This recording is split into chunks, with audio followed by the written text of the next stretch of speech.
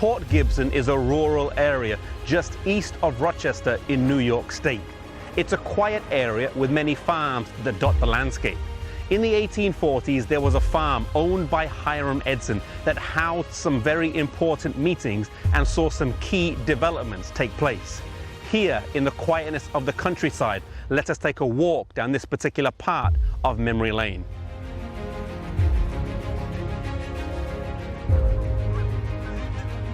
After the 22nd of October 1844, the Advent believers were terribly disappointed as their hopes and dreams had been shattered and destroyed.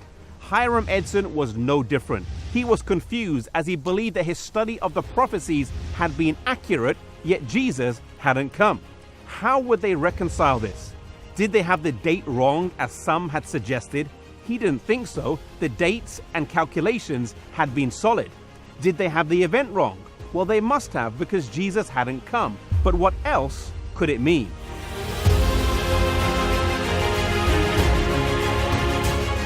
Hiram Edson was walking through a cornfield one day soon after when he realized they had gotten something major wrong.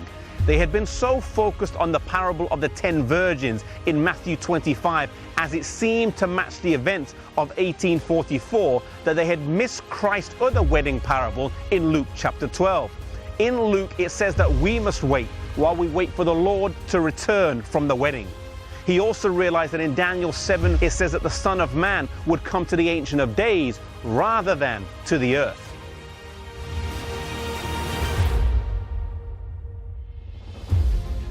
This was a revelation. Later, he would study this out with Dr. Franklin B. Hahn and O.R.L. Crozier, and they would solidify their views on this matter. They saw that Jesus was not scheduled to come to the earth at the end of the 2300-day prophecy of Daniel 8:14, but rather he transitioned from the holy place to the most holy place in the sanctuary in heaven, beginning the work of the investigative judgment.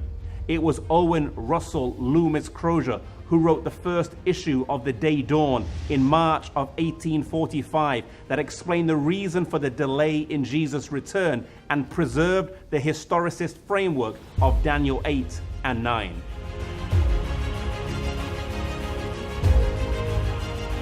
Hiram Edson's barn is also the place that Captain Joseph Bates shared the truth of the Sabbath in late 1846. As he was reading his tract, Edson jumped up and said, "Brother Bates, this is light and truth.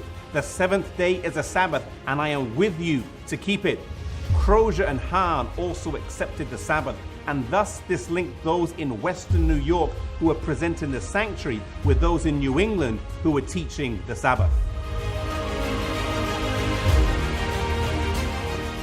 For this reason, this farm has been seen as the theological birthplace of the Seventh-day Adventist Church, for it's where the two pillars of the Sabbath and the sanctuary came together. The blending of these two teachings would form the uniqueness of this new movement.